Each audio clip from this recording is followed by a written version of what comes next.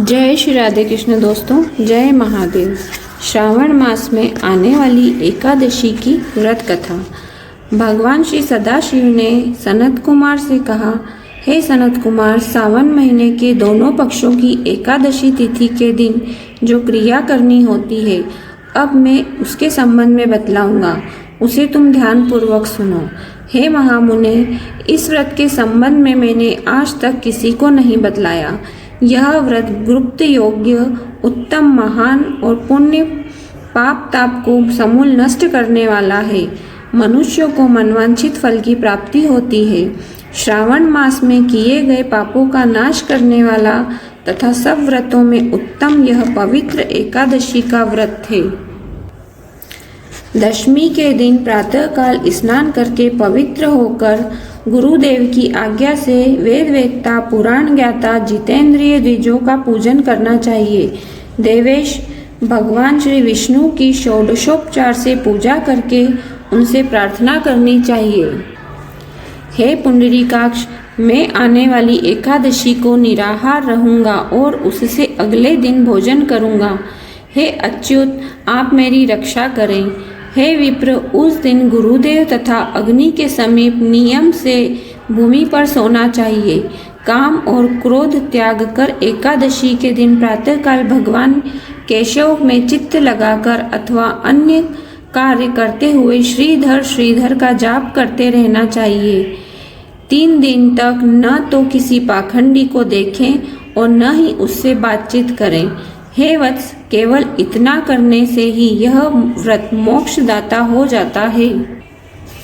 मध्याह्न के समय पंचगव्य लेकर क्रोध को त्याग कर नदी आदि के सुंदर जल में स्नान करना चाहिए। भगवान सूर्य को नमस्कार करके श्रीधर की शरण में जाकर वर्ण आचार आदि सब काम करके अपने घर को वापस लौटना चाहिए। घर पर आकर श्रद्धा तथा भक्ति द्वारा भगवान श्रीधर का अर्चन पुष्प, धूप, दीप और अनेक तरह के नैवेद्य द्वारा करना चाहिए। रात में गीत, वाद्य तथा कथा सुननी चाहिए और जागरण करना चाहिए। पहले कलश स्थापना करके पंचरत्न और सोने के कलश में रखना चाहिए। श्वेत चंदन से पूजा करनी चाहिए और फिर कलश को 2 श्वेत वस्त्रों से ढक देना चाहिए। देव देवेश की प्रतिमा शंख, चक्र तथा गदा युक्त करके उसकी सविधि पूजा करके द्वादशी के दिन प्रातःकाल आह्नि करके श्रीधर का नाम का जाप करना चाहिए।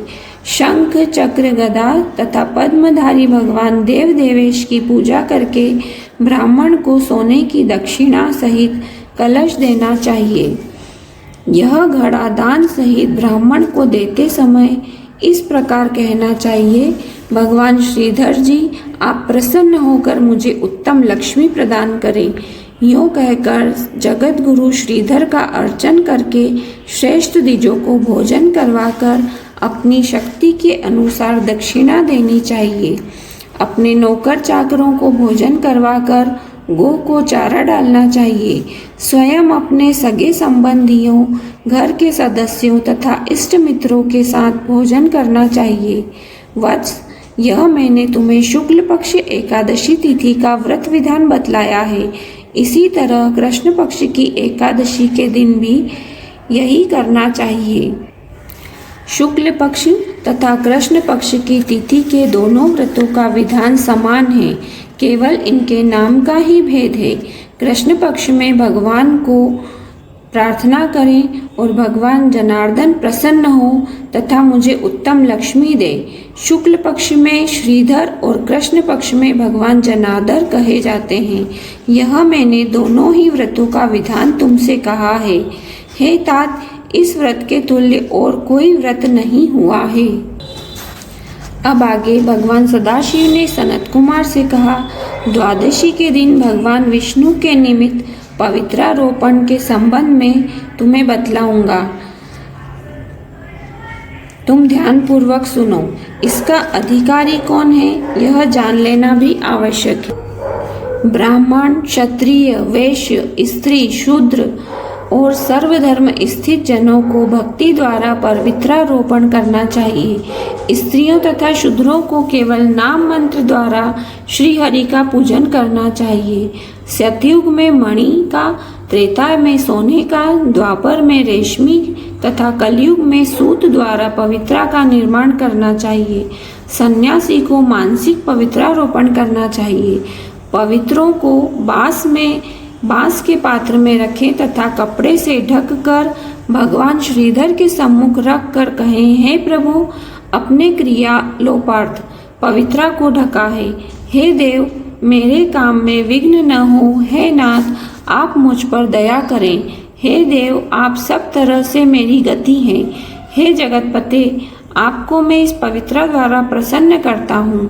हे देवेश, आज से लेकर वर्ष भर तक व्रतनाशक काम, क्रोध आदि न हो। हे देवेश, आप तब तक मेरी सुरक्षा करें जब तक कि मेरा व्रत पूर्ण न हो जाए।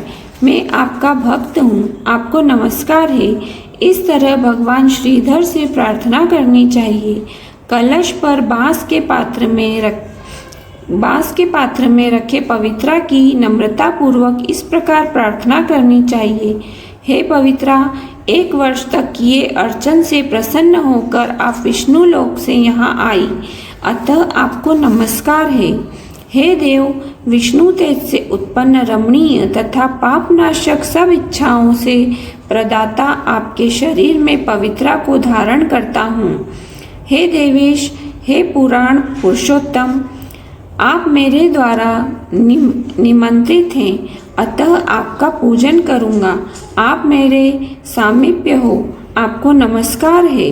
हे देव, कल प्रातः काल आपके निमित्त इस पवित्रा को अर्पण करूँगा। फिर पुष्पांजलि देनी चाहिए तथा रात में जागरण करना चाहिए। एकादशी के दिन अधिवासन करके द्वादशी के दिन प्रातःकाल पूजन करना चाहिए। गंध, दुर्वा, चावल तथा हाथ में पवित्रा को ग्रहण करके कहना चाहिए कि हे देवों के देव, आपको नमस्कार है। इस पूजा को आप स्वीकार करें। 1 वर्ष तक पुण्य फलप्रद पवित्रा से निवेदन करना चाहिए। आप मुझे पवित्र करें। हे देव, मैंने आज तक जो पाप किए हैं, आपके सुप्रसाद द्वारा मैं उन पापों से मुक्त हो जाऊं। मूल मंत्र द्वारा पवित्रा को सुपंडित कर नैवेद्य देना चाहिए। निरांजन तथा प्रार्थना करनी चाहिए। मूल मंत्र से अग्नि में घृत तथा पायस द्वारा हवन करना चाहिए। इसी मंत्र द्वारा पवित्रा का विसर्जन करना चाहिए।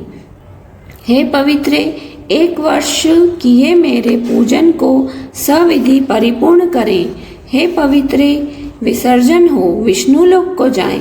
यूँ कहकर ब्राह्मण को दे देना चाहिए या जल में डाल देना चाहिए।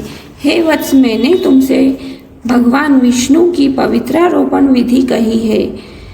वत्स, जो कोई भी हरि का यह पवित्रारोपण करता है, वह इस संसार में आनंद भोग कर अंत में वैकुंठ को जाता है। जय श्री राधे कृष्ण, जय महादेव।